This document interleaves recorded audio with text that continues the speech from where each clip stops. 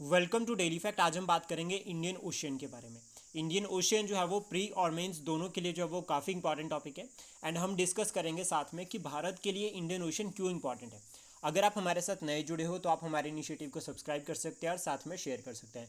Even हमारी playlist check कर सकते हैं with respect to the current affair and mains important topic. तो शुरुआत करते हैं इंडियन ओशियन के बारे में। तो सबसे पहले हमें याद रखना है कि अफ्रीका और ऑस्ट्रेलिया इन दोनों के बीच का जो रीजन है जहाँ पर जो है वो पूरा का पूरा ओशियन है, इस ओशियन को जो है वो इंडियन ओशियन कहा गया है। यानी कि इस ओशियन का नाम जो है वो भारत के नाम पे पड़ा है, यानी कि इंडियन सब कॉन्टिनेंट के नाम पे जो है वो इस ओशियन का नाम पड़ा इंडियन ओशियन। और एक अकेला ओशियन है जिसका नाम जो है वो किसी कंट्री के नाम पे पड़ा है। तो ये हमें याद रखना है, ये इंपॉर्टेंट है। कई बार छोटे एग्जाम्स में जो है वो पूछा जा सकता है, one day exams like clerical exams हो गया पुलिस, वहाँ पर जो है वो ये पूछा जा सकता है।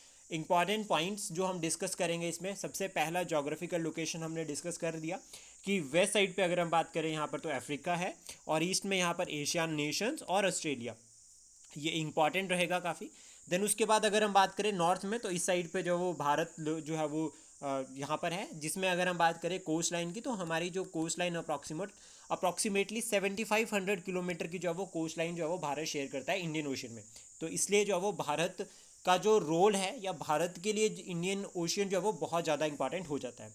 तो सबसे पहला पॉइंट आता है ट्रेड का।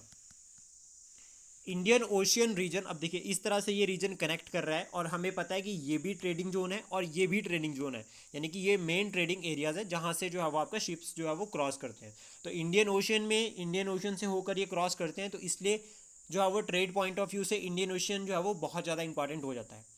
मैरीटाइम रूट्स जो है वो कनेक्ट है इंडियन ओशियन के साथ, और भारत के लिए इंपॉर्टेंट इसलिए है क्योंकि भारत जो है वो यहाँ पर ट्रेड ड्यूटीज़ जो है वो लगा सकता है। देन उसके बाद इंपॉर्टेंट पॉइंट आता है कि ट्रेड में भारत के लिए किस तरह से इंपॉर्टेंट है। तो सबसे पहले हमें याद रखना है कि 95% trade by volume and 68% by value जो है वो इंडियन ओशन के थ्रू होती है। यानी कि भारत का जितना भी व्यापार है वो सारा का सारा, जितने भी भारत के पोर्ट्स है या बंदरगाह की अगर हम बात करें, वहाँ से होता है विया इंडियन ओशन। अब ये जो है वो अभी के टाइम पे पॉसिबल नहीं हुआ है, एंशियंट टाइम से भी ये पॉसिबल हो रहा है।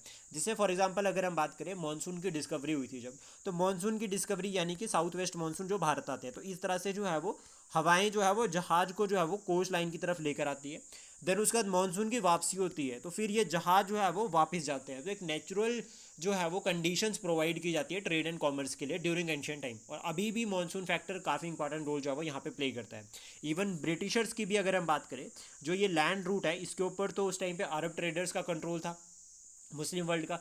तो ब्रिटिशर्स ने भी जो है वो सी रूट के थ्रू, केप ऑफ गुड होप के थ्रू जो है वो भारत पहुंचे थे, तो उन्होंने भी जो है वो विया सी ही जो है वो ट्रेड किया है, और इंडियन ओशियन उनके लिए काफ़ी इंपॉर्टेंट रहा है। इसमें हम अगर देखें, इनिशियल कंपनीज जो है वो आपका वेस्टर्न घाट और ईस्टर्न घाट दोनों तरफ घाट्स वाली साइड पे लगी थी। देन उसके बाद एनर्जी पॉइंट ऑफ व्यू से अगर हम बात करें, 80% of the crude oil requirement जो भारत की है, जो भारत इंपोर्ट करता है, वो इंडियन ओशन के थ्रू ही इंपोर्ट होता है। इवन अगर हम कोई यहाँ पर जो है वो अंडर सी जो है वो गैस पाइपलाइन बिछाने की बात कर रहे हैं, तो उसमें भी जो है वो आपका इंडियन ओशन का काफ़ी इंपॉर्टेंट रोल प्ले होने वाला है। देन उसके बाद आता है रिच इन मिनरल, ये बहुत इंपॉर्टेंट है। 40% ऑफ द वर्ल्ड ऑफ शोर ऑयल प्रोडक्शन जो है वो इसी रीजन में होती है। ये जो इंडियन ओशन है यहीं पर जो है वो ऑयल ऑफ शोर ऑयल प्रोडक्शन होती है। प्लस साथ में मिनरल्स की अगर हम बात करें, लाइक निकल, कोबाल्ट एंड कॉपर, तो ये जो रीजन है ये भी रिच है इसमें, लाइक मिनरल्स में निकल, कोबाल्ट और कॉपर जो है वो यहाँ पर आपको मिलेगा। इवन डीप ओशियन मिशन जो है वो डीप ओशियन मिशन जो है वो भारत का यहाँ पर जो है वो इंडियन ओशन में इसीलिए शुरू किया है ताकि हम इंडियन ओशन को एक्सप्लोर कर सके और जान सके कितना जो है वो पोटेंशियल है इंडियन ओशन के पास, ताकि हमारी जो है वो रिक्वायरमेंट्स जो है वो पूरी हो सके। एनर्जी के पॉइंट ऑफ व्यू से भी रिच जो आपका रिन्यूएबल एनर्जी है उसमें भी जो है वो इंडियन ओशन रोल प्ले करेगा। Fishing industry one of the growing sector Bharat में अगर हम बात करें, जो कि अप्रॉक्सीमेटली 14 मिलियन पीपल को एम्प्लॉयमेंट प्रोवाइड कर रहा है। फिशिंग इंडस्ट्री 14 मिलियन, तो ये कंटेंट आप मेंस में लिख सकते हैं, डाटा आप मेंस में ऐड कर सकते हैं। और इंडियन ओशियन जिस तरह से हमारे पास जितनी बड़ी कोस्ट लाइन है, तो उसके अकॉर्डिंग अगर हम बात करें तो फिशिंग के लिए हमारे पास जो है वो बहुत परफेक्ट आइडल कंडीशंस यहाँ पर जो है वो मिलती है। प्लस साथ में ओशियन के वाली फिशिंग ही नहीं, इनलैंड फिशिंग के लिए भी हेल्पफुल है। फॉर एग्जांपल है कि जिस तरह से भारत जो है वो अभी इनिशिएटिव्स जो है वो मत्स्य पालन के लिए जो है वो हमने शुरुआत की है। इवन हिमाचल प्रदेश में भी जो है वो ये चीज़ को प्रमोट किया जा रहा है फिशिंग के रिगार्डिंग, जो कि one of the growing sector बन रहा है और अभी शेयर भी जो है वो इंक्रीज़ हो रहा है। इसके बाद अदर फैक्टर्स में अगर हम बात करें तो इंडियन ओशन जो है वो अभी अगर हम बात करें ये जो रीजन है ये डेवलपिंग रीजन है, डेंसली पॉपुलेटेड, पहला पॉइंट यहाँ पे पॉपुलेशन सबसे ज़्यादा है।